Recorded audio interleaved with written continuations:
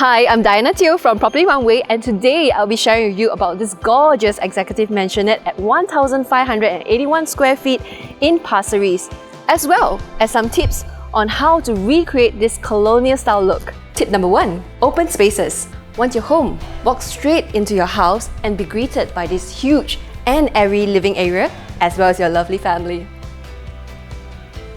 The kitchen opens up to your massive dining area, creating both flow and division. Tip number 2. Beautiful sturdy dark wood furniture. Elegant, traditional sturdy furniture in dark woods engraved with details such as tropical motifs of plants and animals, bringing an atmosphere of adventure and romance. Tip number 3. Light color walls.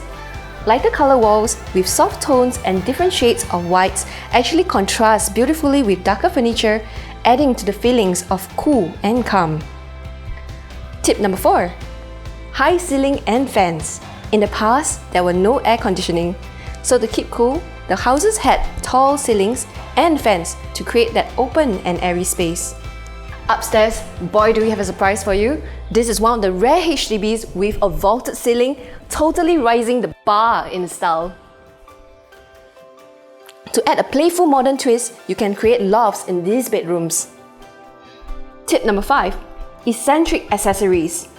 Made of natural materials, inviting textures, fabrics, rugs, baskets, globes, Tiffany lamps, all these add an element of drama to the neutral interiors.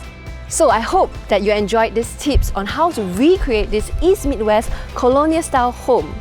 Alternatively, if you really like the house, call us at Property Runway for an exclusive viewing.